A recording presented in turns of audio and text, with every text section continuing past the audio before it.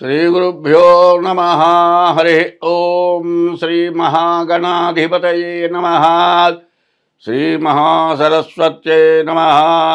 శ్రీగురుభ్యో నమ. హరి ఓం. యః కర్తా జగతాం భక్తా సంహర్తా మహసాం నిధిః ప్రణమామి తమాదిత్యం బహిరంతస్తమోపహం.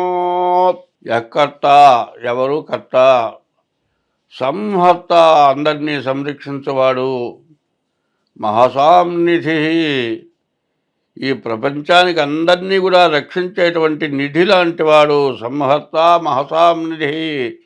ప్రణమామి తమాదిత్యం బహిరంతస్తమోపహం. అటువంటి భగవానుడికి నమస్కారం చేస్తూ ఉన్నాను. ఆదిత్యోర్కో రవిర్భానుర్భాస్కరశ్చ దివాకరః మార్తాండ సవితా హేళిస్తీక్ష్ణాం శర్మిహిరో రవి. ప్రపంచానికి మొత్తానికి కూడా సూర్యులు అనేటువంటి వాళ్ళు 12 మంది ఉన్నారు. ఈ 12 మంది సూర్యులు ఎవరంటే మేషం దగ్గర నుంచి మీనాల వరకు 12 రాశులకు సంబంధించిన వారే అని చెప్పాలి. సరిగ్గా ఆలోచిస్తే 2025వ సంవత్సరం మార్చి నెల 1 నుంచి 30 వరకు మిథున రాశి ఫలితాలు చెప్పుకున్నాం. ఈ మిథున రాశి యొక్క ఫలితాలు 3వ రాశి. ఈ మిథున రాశి ఫలితాలు ఎట్లా ఉన్నాయి అంటే, ఈ మిథున రాశికి కూడా గురువు పూర్తిగా బాగాలేరు, శని కూడా, రవి కూడా దాదాపుగా బాగాలేరు. అయితే చివరికి వచ్చేప్పటికి శని రవి కలుస్తారు, బాగుంటుంది. కానీ ఈ రాశికి చెప్పాలి అంటే ప్రస్తుతం శుక్రుడు బుధుడు తప్పితే ఏ గ్రహం బాగాలేదు. కాబట్టి ఈ రాశి పూర్తిగా బాగాలేదు అని చెప్పాలి. ఈ రాశి వాళ్ళు కూడా తప్పనిసరిగా మీ జాతకం చూపించుకోవాలి. అయితే ఈ బాధ ఎందుకు వస్తుందనే ఒక మాట చెప్పాను కదా.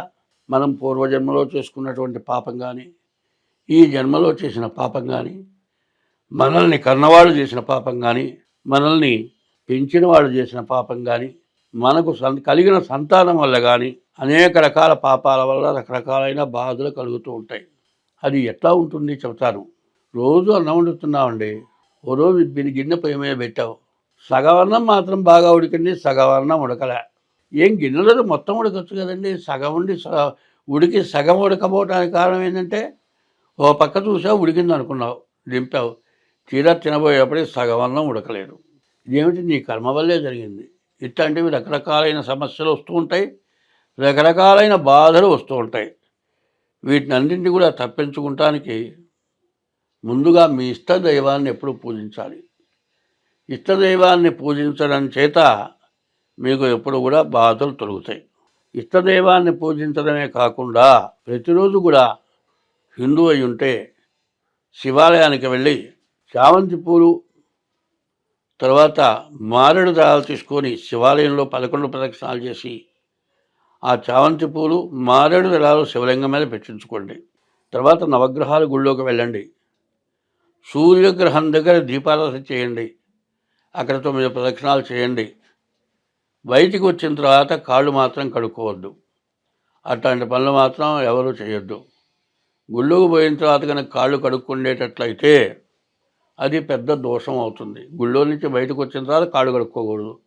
గుళ్ళోకి లోపలికి వెళ్ళే ముందు కాళ్ళు కడుక్కొని తప్పులేదు. నవగ్రహాల గుళ్ళో నుంచి వచ్చిన తర్వాత కాళ్ళు కడుక్కుంటే ఎట్లా ఉంటుందంటే, తల్లో తండ్రో ఉన్నారనుకోండి, వాళ్ళకి ఏం చేయాలి? కాళ్ళు పట్టుకొని నమస్కారం చేయాలి. కాళ్ళు పట్టుకొని నమస్కారం చేసి దవడ వెళ్ళేట పెళ్ళను దెబ్బ కొడితే ఎట్లా ఉంటుంది? కాళ్ళు పట్టుకొని దండం పెట్టిన పుణ్యం పోతుంది కాక ఇంకా విపరీతమైన పాపం వస్తుంది. భగవంతుడిని పూజించేటువంటి వాడు గుళ్ళోకి పోయి బయటకు వచ్చిన తర్వాత ఎందుకు కడుక్కోవాలి? కాళ్ళు ఎప్పుడు కడుక్కుంటాం? మనం పౌరాన్ని చోటికి పోతే కాళ్ళు కడుక్కుంటాం, కాదంటే ఏదైనా తొక్కితే కాళ్ళు కడుక్కుంటాం. మరి దేవాలయం పౌరాణ స్థలమా? పోదగిన స్థలమే. మీకున్న అనుమానం ఏమిటి? నవగ్రహాల గుళ్ళో పోయినాను, నూనె కాళ్ళకు అంటుకుంది, ఈ జిడ్డు పోవాలి. ఈ జిడ్డుగారు పోయేది నీకున్నటువంటి మహాపాపం అనే జిడ్డు పోవటం కోసమని నవగ్రహాల గుళ్ళోకి నువ్వు వెళ్ళావు. వెళ్ళి నవగ్రహాల గుళ్ళో ప్రదక్షిణం చేసి బయటకు వచ్చి మళ్ళీ కాళ్ళు కడుక్కున్నావు, కొత్త జిడ్డు అంటించుకున్నావు, పాపం అనే జిడ్డును అంటించుకున్నావు. ఇటువంటి చేరాని పొరపాటు పనులు జరుగుతున్నాయి. అది ఎవరిని విమర్శించడానికి కాదు, తెలియక చేస్తున్న పని. నేనే గుళ్ళో కూర్చున్న తర్వాత కొంతమంది ఏమండి నవగ్రహాలు గుళ్ళో పోయి కాళ్ళు కడుక్కోకూడదా? కడుక్కోవద్దయా, కాళ్ళు కడుక్కోకూడదు అంటే వెనక్కి పోయి ఇంకో ఇద్దరిని అడుగుతారు, బ్రాహ్మణుని అడుగుతారు. అయ్యో కాళ్ళు కడుక్కోమంటారు వాళ్ళు. వాళ్ళిద్దరు చెప్పారు, ఈయనకేం తెలుసులని మరి నా చాటుగా పోయి కాళ్ళు కడుక్కునే వాళ్ళని చూశారు. ఇప్పుడు మంచి అలవాటు చెప్పేవాళ్ళు తక్కువ, మంచి తెలియని వాళ్ళు చాలా ఎక్కువ అవుతున్నారు ఇప్పుడు. దానివల్ల కాళ్ళు కడుక్కోవడం అంతా తప్పు, శుద్ధ తెలివి తక్కువతనం వేరే లేదు. దేవాలయానికి పోయి బయటకు వచ్చిన తర్వాత కాళ్ళు కడుక్కోకూడదు. తర్వాత దేవాలయంలోకి పోయి ప్రదక్షిణం చేసి దండం పెట్టుకున్న తర్వాత గుళ్ళో ఒక 5 నిమిషాలు కూర్చోవాలి. ఆ తర్వాత బయలుదేరి ఇంటికి వెళ్ళాలి. కూర్చున్నా కూడా బయలుదేరుతారు, చాలామంది గుళ్ళోకి వస్తారు. గుళ్ళో రాగానే పోని వాళ్ళని చూసి పలకరించడం కోసం నవ్వితే అంతవరకు పర్వాలేదండి.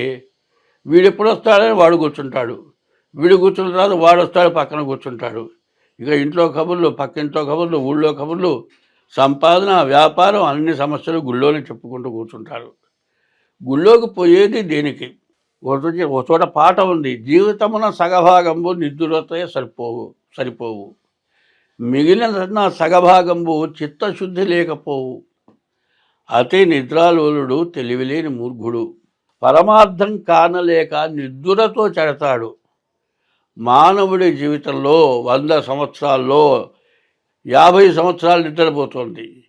50 సంవత్సరాల్లో మరి 50 సంవత్సరాల్లో సంపాదన కోసమని పగలు 24 గంటల క్రితే 25 సంవత్సరాలు సంపాదనతో పోతోంది. మరి 25 సంవత్సరాలు నిద్రతో పోతోంది.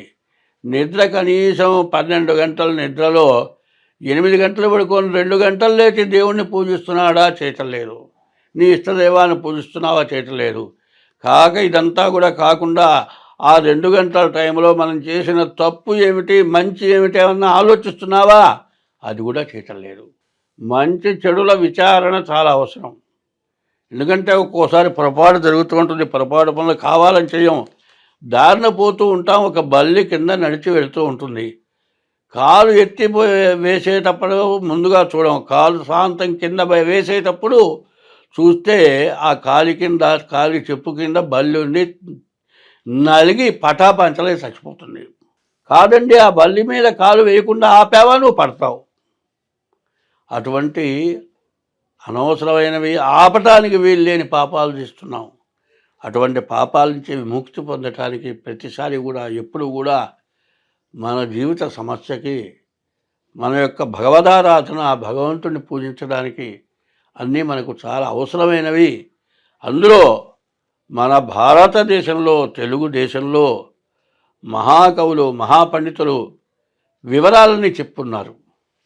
భాగవతం లాంటి విద్య ఇంకోట్లేదు, అందులో చూసుకోవాలి. ఇంకా జ్యోతిష్యం ద్వారా తెలుసుకొని మీ యొక్క జాతకాన్ని పరిశీలించుకోవాలి. ముందు మీ డేట్ ఆఫ్ బర్త్ ద్వారా జాతకాన్ని చూపించుకోండి.